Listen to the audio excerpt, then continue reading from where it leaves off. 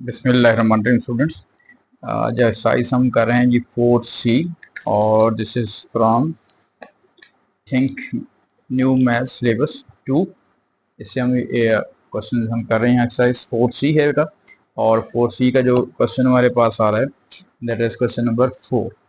और क्वेश्चन 4 है कि factorise each of the following expressions completely. इससे पहले हमने क्वेश्चन 3 को डिस्कस किया था, तो हम क्वेश्चन नंबर इसको कर रहे हैं 4 को। इस बेटा देखिएगा जरा किस तरह हम सॉल्व आउट करेंगे कि ये हमारे पास लिखा हुआ है फैक्टराइज। अब फैक्टराइज में हमने क्या करना होता है, इसे ग्रुपिंग मेथड से हम सॉल्व करें। इसको मल्टीप्लाई करेंगे 7 3 21। तो 21 के जो हमारे पास फैक्टर्स बन रहे हैं बेटा, 1 टाइम्स 21 हो सकता है, 2 के टेबल में नहीं जाता है, 3 टाइम्स 7 हो सकता है, या 7 टाइम्स 3 हो सकता है। तो that will B 3n square plus 3n plus 7n और प्लस 7। और नेक्स्ट हमारे पास देखिएगा, इसमें हम ये दो पेयर बना लेते हैं पहले के। यहाँ पे देखिए 3n कॉमन आएगा, n प्लस 1 और प्लस 7 कॉमन आएगा बेटा, n प्लस 1। तो देखिए यहाँ पे ये जो एक्सप्रेशन होता है ये सेम आएगा। तो हमारे पास इसका मतलब है जो प्रोसेस हमने की है वो करेक्टली हमने उसको सॉल्व आउट किया हुआ है। तो n प्लस 1 जो कॉमन आ रहा है एक दफ़ा लिख लें, और इधर बच रहा है बेटा 3n प्लस 7। इसको आप कम्यूटेटिव अंदाज से भी लिख सकते हैं, यानी कि इसको एक्सप्रेशन को आप पहले भी लिख सकते हैं, इसको बाद में भी लिख सकते हैं जी, कोई फर्क नहीं पड़ेगा। Next one is 3 4 12। अब देखिए हमारे पास ये 12 बार है। अब हमने इसको ऐसे पेयर बनाने हैं कि जिनको प्लस माइनस करें तो 8 है और मल्टीप्लाई करें तो 12 है। लेकिन 12 के देखें फैक्टर हमारे पास क्या क्या बन सकते हैं जी। 12 के हमारे पास 1 टाइम्स 12 बन सकता है, 2 टाइम्स 6 हो सकता है, दैट विल बी 12। तो हमने ये भी देखना है कि 8 भी आए हमारे पास, जैसे 3 टाइम्स 4 हो सकता है, लेकिन 2 टाइम्स 6 जो है वो हमारे पास क्या बन रहा है, ये आपके पास आ जाएगा। ठीक है, तो क्या बनेगा जी, इसमें 4p स्क्वायर और प्लस का हम यहाँ पे लिख लेते हैं 2p और प्लस का 6p और प्लस का 3। ये ठीक है जी, ऐड करें तो वो पास 8p है, मल्टीप्लाई करें तो 6 टू द 12 आना चाहिए। ये पेयर बन जाएंगे मेरे दो।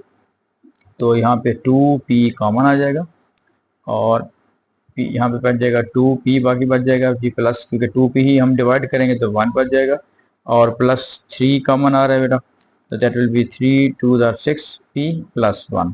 सो 2p प्लस 1 ये दे आर द सेम। तो आप स्टूडेंट्स ऐसे कर सकते हैं कि ये जो सेम आ रहे हैं उसको एक दफ़ा लिख लें, या जो पहले ये लिखा हुआ है 2p प्लस 3 उसे लिख दें, और फिर आपके पास 2p प्लस 1 इसको हम बाद में लिख लें तो कोई फर्क नहीं पड़ेगा। नेक्स्ट है जी 12 6 आर, दिस इज 72। ओके, तो 72 के देखें 1 टाइम 72 हो सकता है। अब अपने कंपेयर इसको यूं फोकस करके बैठना है कि अगर हम प्लस माइनस करेंगे तो वो 17 आना चाहिए, और अगर हम इसको मल्टीप्लाई करेंगे तो आपके पास क्या आ जाएगा, 72 आएगा। तो 2 टाइम 36 हो सकता है, 3 टाइम्स 24 हो सकता है। ठीक है जी, और इसे ना 4 की टेबल में हम जो करेंगे तो 4 1 जार 4 और 4 8 जार।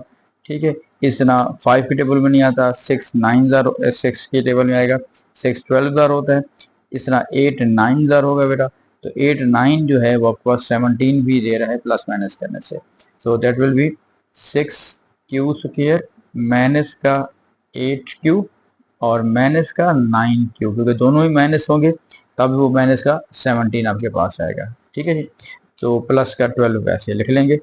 तो अब देखिएगा ये पेयर बन गए, तो इसके से हम कॉमन ले लेते हैं। 6 और 8 दोनों जो है वो 2 से डिवाइड होते हैं, और q स्क्वेयर है तो एक q हमारे पास आ जाएगा। तो दैट विल बी 3q। ठीक है जी, जब डिवाइड करेंगे इसे तो माइनस 2 से डिवाइड करेंगे तो यहाँ पे 4 बच जाएगा, फिर माइनस 9 और 12 ये दोनों बेटा 3 से डिवाइड होते हैं, तो यहाँ बच जाएगा 3q प्लस का 4। प्लस का 4 इस सेंस में नहीं आएगा, जब नेगेटिव लिया है तो अंदर का साइन भी क्या हो जाता है, चेंज हो जाता है। देखिए अब आपके पास ये और ये दोनों सेम आ गए, तो यहाँ पे 2q माइनस 3 और 3q माइनस 4। ठीक है, ये इस तरह लिख लेते हैं। ओके स्टूडेंट्स, तो नेक्स्ट आपके पास देखिएगा 3 4 12 हो गया।